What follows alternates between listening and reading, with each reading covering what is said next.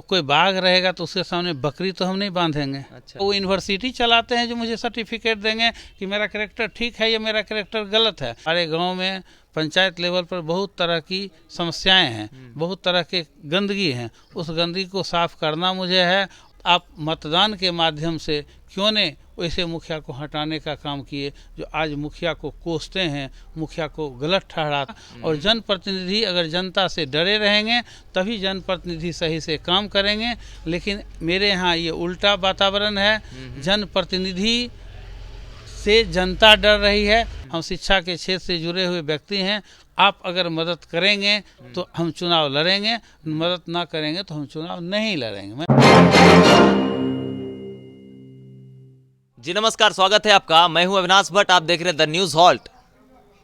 एक कहावत हम पढ़े थे कहीं, उसमें लिखा था, जब लोकतंत्र के भाग्य विधाता लोगों के भाग्य को छोड़कर अपना भाग्य फल खोजने लगे तो ये महान लोकतंत्र कहीं रह ही नहीं जाता।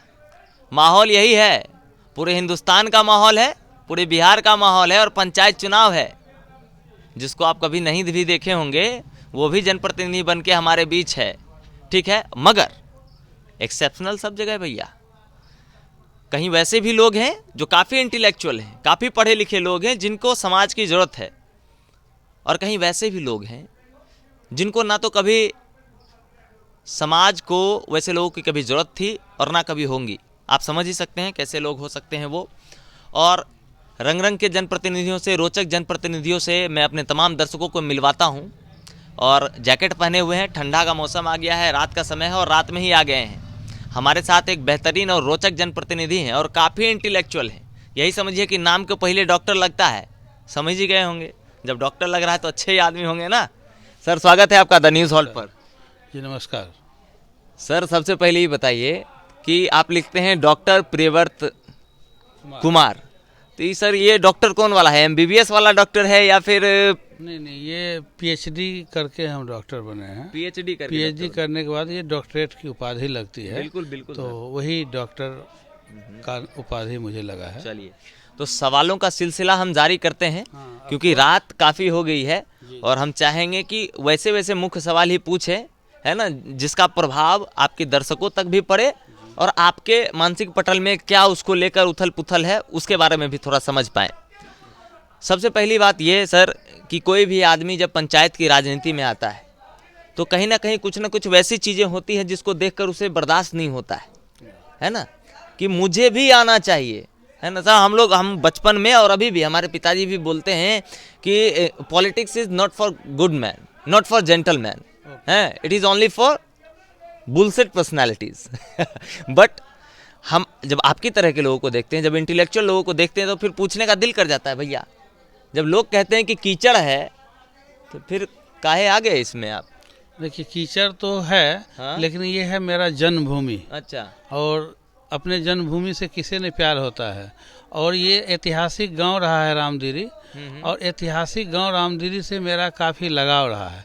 हम पढ़ने के सिलसिले में भले बाहर रहे, लेकिन गांव से हम सदा जुड़े रहे। जी जी। और गांव के किसी भी कार्यक्रम में, किसी भी काम में हम हमेशा आने का काम किया।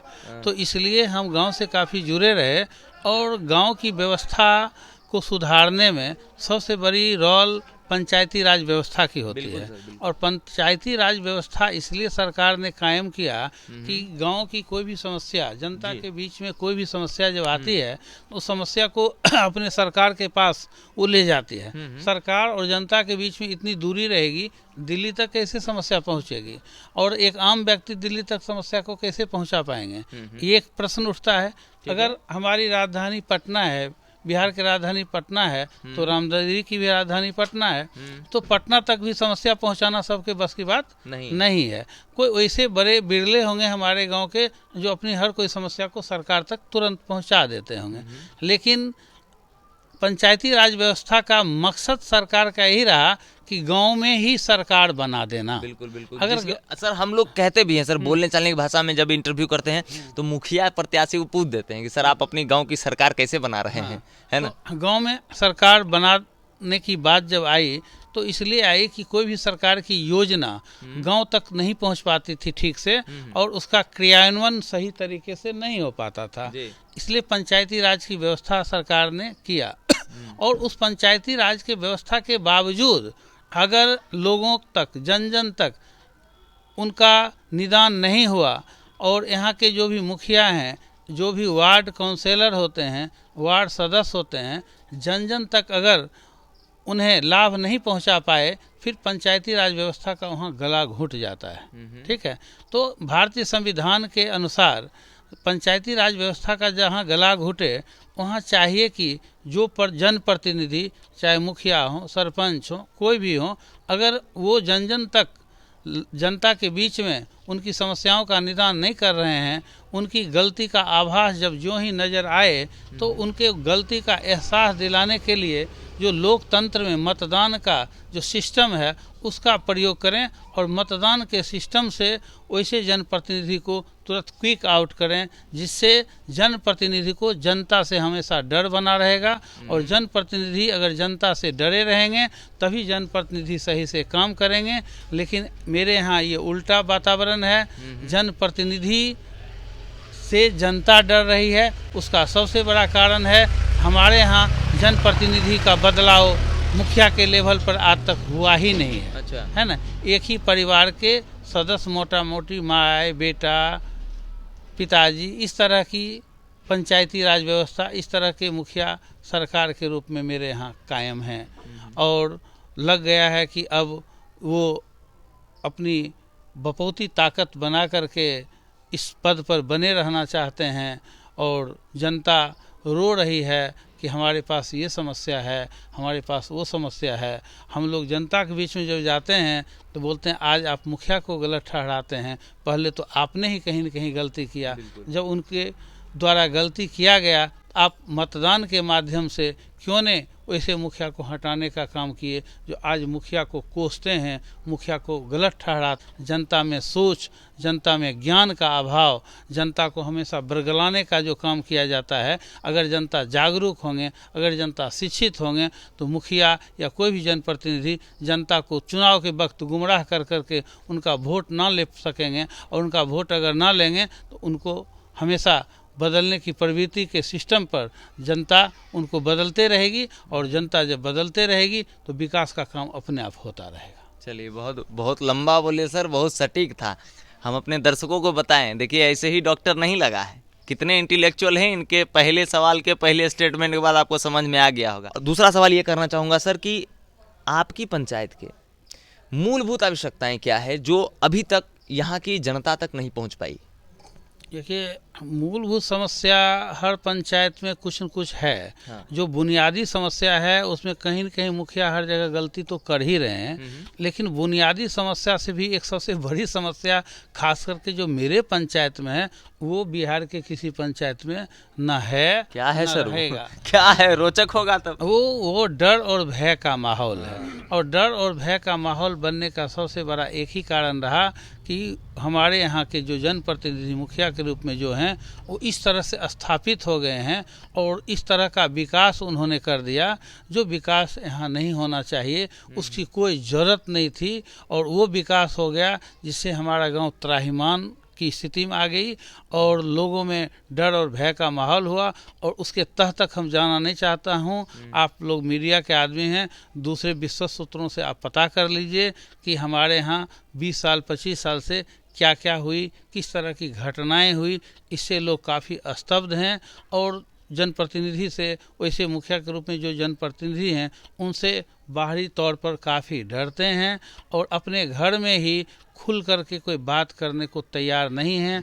वोट देने को तैयार हैं, दिल से हमारे साथ हैं, लेकिन एक कदम हमारे साथ चलने को तैयार नहीं हैं। बोलते हैं उधर मत जाइए हमको लेकर के, नहीं तो हमको उसका कोई आदमी देख लेगा तो कल मेरा क्लास लेगा और मेरे साथ दिक्कत हो जाएगी। क्योंकि पिछले चुनाव में ऐसा हुआ है कि जो जनप्रतिनिधि बनने का प्रयास किए थे उनके विपक्ष में, उनको काफ़ी प्रताड़ित किया गया था, उनके जो सहयोगी थे, 2-3 ही उनके सहयोगी थे, उनको गलत मुकदमे में फंसा दिया गया। तो इससे लोग डर जाते हैं, लोग सोचते हैं हम शांति से जीवन व्यतीत करें, किसी के नज़र पर नहीं चढ़ें। आप भी एगो गार्ड लेके घूम रहे हैं, साहब हैं बगल में बैठे हुए कुर्सी पे। तो गार्ड की समस्या जो है वो इसलिए हम लोग गार्ड को लाए हैं कि हम जब चुनाव लड़ने की बात सोचा तो उसमें सबसे सामने समस्या आई कि जो डर भय का माहौल है उसके बीच में हम कैसे चुनाव लड़ेंगे। हमारा भी हाल वही होगा जो पिछले प्रत्याशी का हाल हुआ था। तो इसके लिए हम सरकार के वरिष्ठ पुलिस पदाधिकारी से ये बात किया कि हमारे गांव में पंचायत लेवल पर बहुत तरह की समस्याएं हैं, बहुत तरह के गंदगी हैं, उस गंदगी को साफ करना मुझे है और डर भय के माहौल में हम कैसे चुनाव प्रचार कर सकते हैं। इसके लिए हम उस प्रवृत्ति के व्यक्ति नहीं हैं, हम आपराधिक चरित्र के व्यक्ति नहीं हैं और आपराधिक लोगों का सहयोग हम कतई ले नहीं सकता हूं। हम शिक्षा के क्षेत्र से जुड़े हुए व्यक्ति हैं। आप अगर मदद करेंगे तो हम चुनाव लड़ेंगे, मदद ना करेंगे तो हम चुनाव नहीं लड़ेंगे। देखिए, हम जब चुनाव लड़ने के लिए आए हैं तो कोई बाघ रहेगा तो उसके सामने बकरी तो हम नहीं बांधेंगे। अच्छा, ठीक है।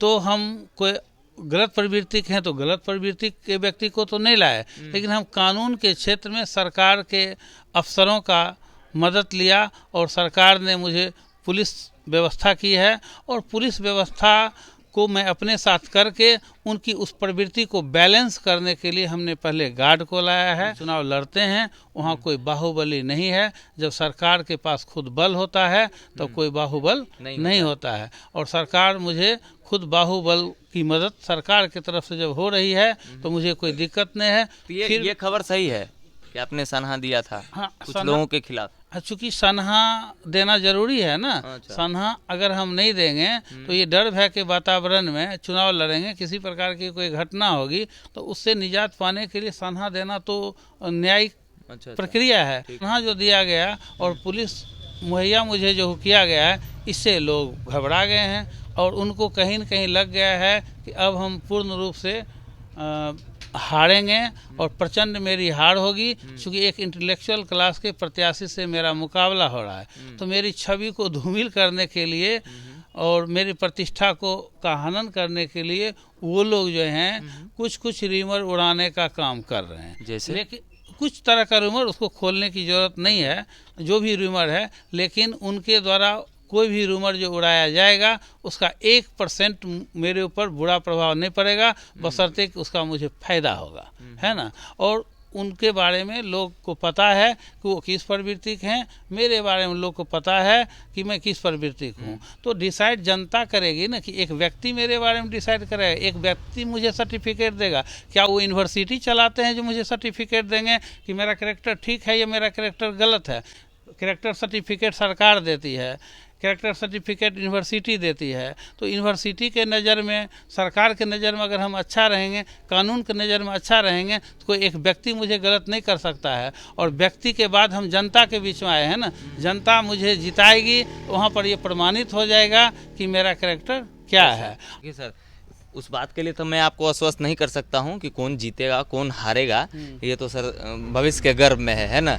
मतलब मतदान होना है, मतगणना होगा, फिर जाकर सब कुछ निकल कर सामने आएगा। पर मैं ये सवाल ज़रूर करूँगा आपसे कि अगर आपके इस पंचायत की जनता ने आपको जनादेश दिया, आपको उस जगह बैठाया जिस जगह की लालसा लेकर आप अपने गांव में अपने लोगों के बीच हैं, तो सबसे पहले किन कामों को प्राथमिकता देंगे आप? मैं सबसे पहले शिक्षा का प्रसार इतना जोरों से करूंगा कि हर घर में शिक्षित व्यक्ति होंगे, हर घर में रोजगार डेवलप करवाएंगे, रोजगार मेला लगवाएंगे।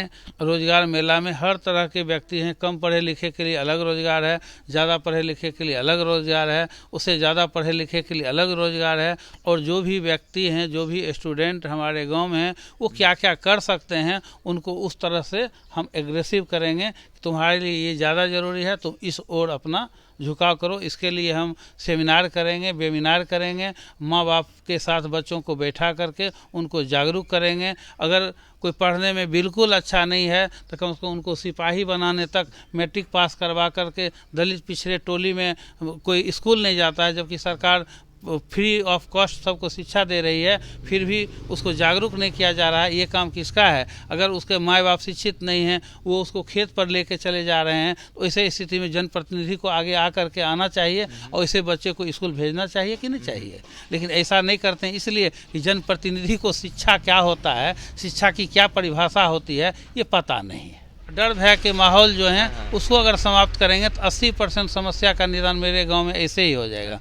और जो हमारे भाई बंधु बांधव अपराध के क्षेत्र में चले गए होंगे, उनकी आपराधिक समस्या को समाप्त करेंगे, उनको मुख्य धारा में शामिल करेंगे। जिस गलती के वजह से उनको उस क्षेत्र में लाया गया है, उनको हम लोग जो है मुख्य धारा में शामिल करके, जिस तरह से हम लोग अपना जीवन व्यतीत करते हैं उस तरह से वो भी अपने घर पर रहेंगे, सामान्य जीवन व्यतीत करेंगे। छुप के रहना, जेल में रहना, ये सब उनके ज़िंदगी के लिए खतरा है और उनके बच्चे जो हैं उस पर बुरा प्रभाव पड़ेगा। तो इस चीज़ को भी हम बहुत ज़ोरदार ढंग से उठाएंगे और जो भी समस्याएं हैं, पारिवारिक विवाद, ज़मीनी विवाद, इस सब को हम लोग एक पंचायत सलाहकार समिति बना करके पंचायत सलाहकार समिति बनाएंगे, जिसमें ऐसे प्रबुद्ध नागरिक जो चुनाव लड़ने नहीं आए हैं और उनका हम लोग राय लेंगे। उनके राय से, उनके विचार को हम पंचायत में शामिल करके वैसे तमाम समस्याओं का निदान करेंगे। IPS हैं दीपक कुमार, वो बहुत गांव में मदद करते हैं, तो उनका एक डर है ना, अगर उस तरह से 10 दीपक जलने लगे कम से कम मेरे गांव में, तो गांव में कोई चोर पकेट मार क्यों सटेगा, है ना। तो हम उस तरह के विद्वता को क्यों नहीं पैदा करके भय पैदा करेंगे कि हम अपराध को बढ़ा करके भय पैदा करेंगे। ये कहाँ की बात है, ये कहाँ की नीति आई। तो ये जिस तरह के व्यक्ति हैं उनकी उसी तरह की सोच है। इस तरह का सोच को मैं समाप्त करूँगा, होने नहीं दूंगा। हर घर में पढ़ा लिखा पैदा करूंगा, तो ये सोच अपने आप समाप्त हो जाएगी और उस तरह की प्रवृत्ति के व्यक्ति अपने चूहा के बिल में चले जाएंगे। वाह। तो दर्शकों, जिस तरह की आइडियोलॉजी को अभी हमारे समाज को ज़रूरत है, जिस तरह की आइडियोलॉजी को अभी हमारे पूरे लोकतंत्र को ज़रूरत है, उसी तरह की आइडियोलॉजी की बात कर रहे हैं डॉक्टर साहब। और लगातार ये अपने लोगों के बीच हैं, चुनाव का माहौल है। अभी तो सर कोई भी कुछ भी कहेंगे, बहुत तरह के रूमर उड़ेंगे, पर मेरी शुभकामनाएं आपके साथ है। और दूसरी बात कि आप अगर समाज के लिए एक अच्छे पढ़े लिखे इंटेलेक्चुअल लोगों को लाते हैं तो वो एक बेहतरीन समाज का निर्माण कर सकते हैं, है ना। ऐसा गांधी जी ने ही कहा था कि लोकतंत्र में पढ़े लिखे लोगों के लिए अच्छी जगह है। सर, आखिरी में यही कहना चाहूँगा हमारे दर्शकों को, हमारे चैनल के माध्यम से आप अपनी मतदाता को भी, है ना, क्या कुछ आखिरी अनुनय विनय निवेदन करना चाहेंगे? जनता से हम सिर्फ यही अपील करेंगे कि जब तक आप शिक्षा के मार्ग पर चलने वाले शिक्षित व्यक्ति के साथ रहेंगे तो कुछ न कुछ उसका सबसे बेनिफिट मिलेगा ही मिलेगा। अगर अशिक्षितों के साथ रहेंगे तो उसका बेनिफिट क्या होता है आपको पता है। इसलिए हम यही बोलेंगे कि आप जनप्रतिनिधि का चयन सोच समझ कर करें, और अगर जनप्रतिनिधि का चयन सोच समझ के नहीं करेंगे, उसमें अगर गच्चा खा जाएंगे तो इसको भुगतना आपको खुद पड़ेगा। इसलिए भविष्य में अब आपको अपने आप को कोसने की ज़रूरत ना हो, किसी मुखिया को कोसने की ज़रूरत ना हो। इसके लिए आप सही जगह पर मतदान करें, और हम तो यही बोलेंगे कि मुझे मतदान करें, ढोलक छाप पर मतदान करें, तो आपका भविष्य उज्जवल करने में हम कोई कसर नहीं छोड़ेंगे। धन्यवाद। बहुत सुंदर सर। तो मुखिया जी यही बोलेंगे कि इनको मतदान करें, विकास में कोई कसर नहीं छोड़ेंगे। शिक्षा पहली प्राथमिकता है इनकी, खुद भी प्रोफेसर हैं, शिक्षक हैं, और जो माहौल है इंटेलेक्चुअल लोग हैं, तो इसीलिए समाज को इतनी गहराई से समझते हैं। तो ऐसे ही रोचक जनप्रतिनिधियों के साथ मैं फिर लौटूंगा आपके पास। आप लगातार बने रहिए द न्यूज़ हॉल्ट के साथ। नमस्कार।